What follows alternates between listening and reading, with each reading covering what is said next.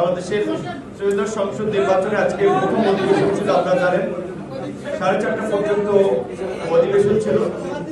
সেদিক থেকে নিঃসন্দেহে আজকে একটি ঐতিহাসিক দিন এবং আজকের এই ঐতিহাসিক দিনে ঢাকা বারের এই ইফতার প্রোগ্রামে অংশগ্রহণ করা আমার জন্য আনন্দের। আজকে আরো একটি প্রোগ্রাম রয়েছে আমার ঢাকা বিশ্ববিদ্যালয়ে, আমাদের ছাত্র সংগঠন ছাত্রলীগের পরিষদের ইফতার প্রোগ্রাম।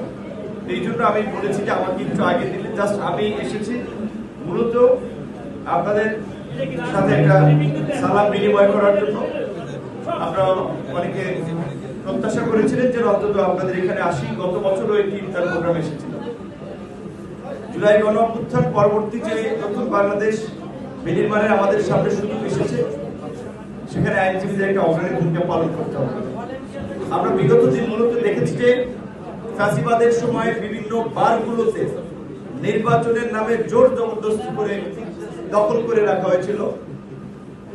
কোর্টের অনেক ক্ষেত্রে বিচারকে নিয়ন্ত্রণ করা হয়েছিল। সরকারি দলের আইনজীবী নেতৃবৃন্দের উৎপাতে বিচারকরা অনেক ক্ষেত্রে অস্বস্তিতে ছিলেন।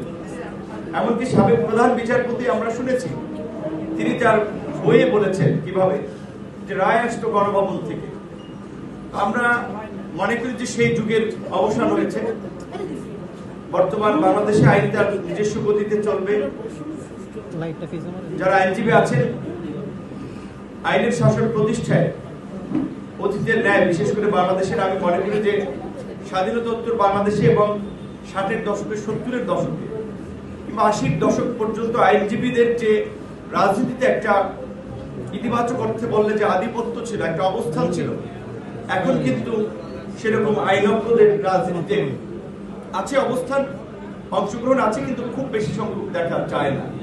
যেই কারণে আমি মনে করি আমাদের আইনসভা বা সংসদের অধপতন, আইনজীবীদের উল্লেখযোগ্য সংখ্যক অংশগ্রহণ না থাকার ফলে জুলাই গণঅভ্যুত্থান আপনাদের সামনে সুযোগ করে দিয়েছে আপনাদের এই গৌরবান্বিত পেশায় যারা জড়িত, আইন অঙ্গনে নাগরিকদের সেবা, আইনের শাসন প্রতিষ্ঠার পাশাপাশি আইনসভাকে কার্যকর করার জন্য, সংসদকে কার্যকর করার জন্য আইনজীবীদের রাজনীতিতে এগিয়ে আসা উচিত।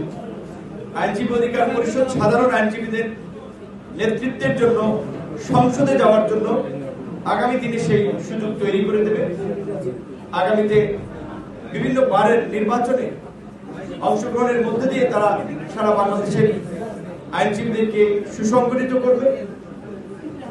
আইনজীবীদের নেতৃত্ব দেওয়ার মধ্য দিয়ে জনগণেরও তারা নেতৃত্ব দেওয়ার ক্ষেত্রে এগিয়ে যাবে বলে প্রত্যাশা রাখি। যেহেতু আমার আরেকটি প্রোগ্রাম আছে, যেখানে খুব সংক্ষিপ্ত করবো, আপনাদের কাছে দোয়া চাই। আসসালামু আলাইকুম। আজকে সংসদ অধিবেশন ছিল, বিশেষ করে এত ব্যস্তার মাঝে উনি আমাদের মাঝে উপস্থিত হয়েছেন। এই জন্য ওনাকে